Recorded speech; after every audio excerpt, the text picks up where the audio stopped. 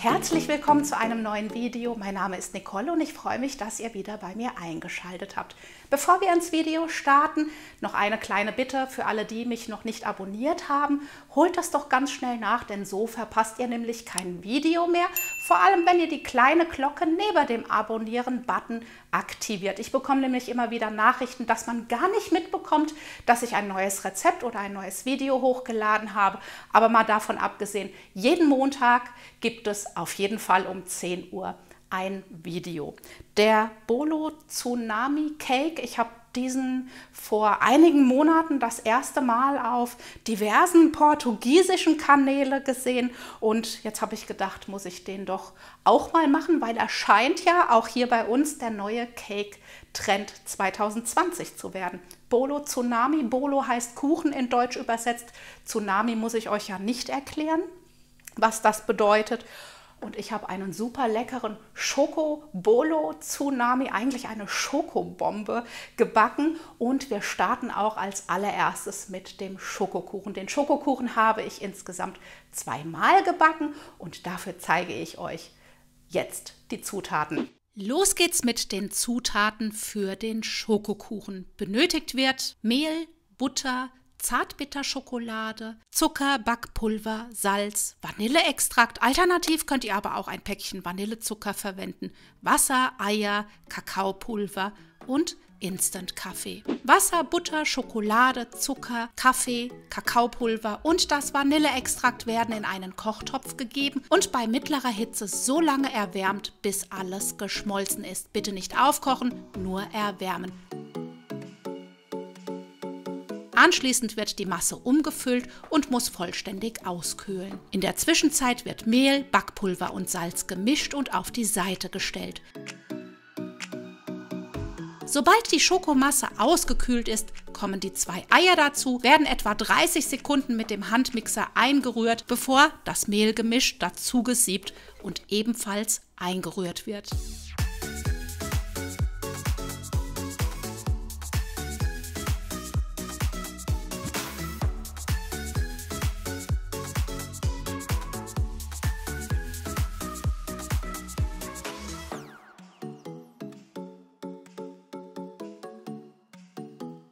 Der Teig kommt nun in die vorbereitete Backform. Wir backen heute in 20 cm Durchmesser. Ich verwende solch eine Alu-Backform, weil der Teig wirklich extrem dünnflüssig ist. Die Seiten der Form habe ich nicht eingefettet. Auf den Boden habe ich lediglich ein Stückchen Backpapier gelegt.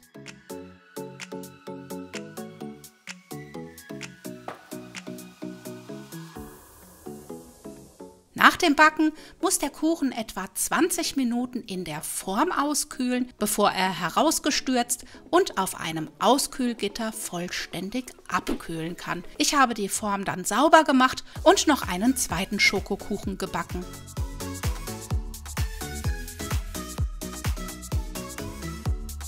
Sobald die Schokokuchen ausgekühlt sind, wird die Creme zubereitet. Dazu wird benötigt Mascarpone, Paradiescreme in der Geschmacksrichtung Schokolade, Schlagsahne und Milch. Milch, Schlagsahne und die Paradiescreme werden in eine Rührschüssel gegeben und etwa 30 bis 60 Sekunden cremig gerührt. Die Masse sollte deutlich fester werden, bevor schließlich Mascarpone dazugegeben und noch gut eingerührt wird.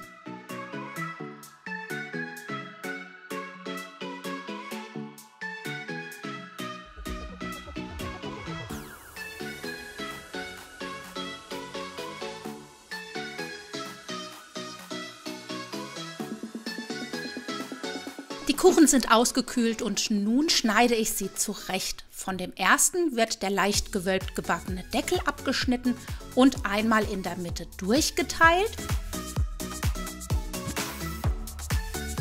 Der zweite Kuchen, da schneide ich nur die Oberfläche ein wenig gerader, denn das ist nämlich ein etwas dickeres Unterteil. Dieses gebe ich auf einen Teller. Verwendet auf jeden Fall für euren Bolo Tsunami Cake einen Teller, damit später nichts überläuft.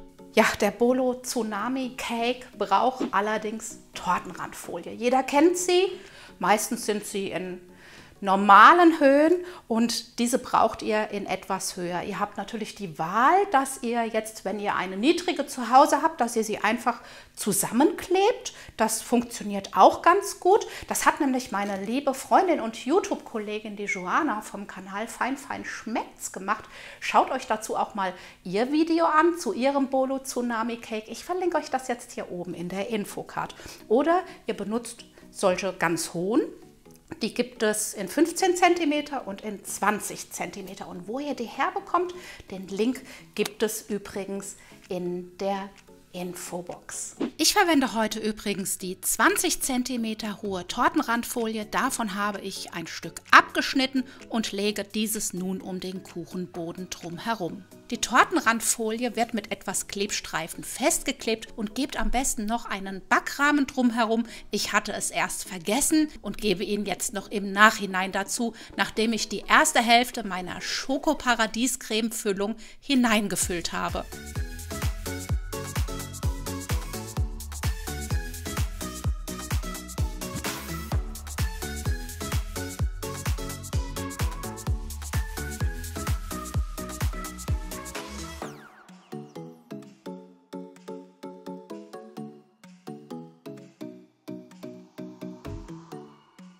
Darauf kommt nun einer der durchgeschnittenen Kuchenböden und leider sind sie mir beim Hineinfüllen etwas zerbrochen, weil glaubt mir, es ist gar nicht so einfach, in so eine hohe Tortenrandfolie den Kuchen hinein zu buxieren. Aber letztendlich hat das dem Geschmack im Nachhinein keinen Abbruch getan. Und nachdem nun der zweite Kuchenboden hineingegeben ist, kommt der Kuchen in den Kühlschrank und in der Zwischenzeit wird die Tsunami-Creme zubereitet. Dazu benötigt ihr Schlagsahne, Milch, gezuckerte Kondensmilch und Speisestärke.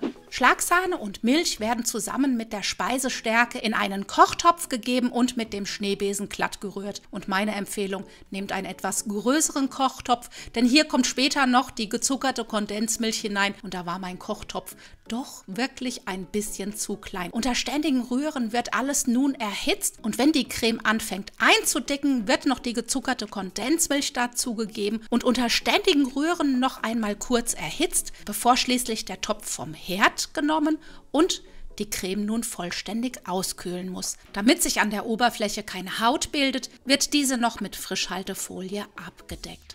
Und sobald die Creme ausgekühlt ist, wird sie auf den Kuchen gegeben, zusammen mit ganz, ganz viel Schokolade. Ich verwende Schokostreusel, eine Backmilch-Schokomischung von Dr. Oetker, Mars Mini Bites und Kakaopulver.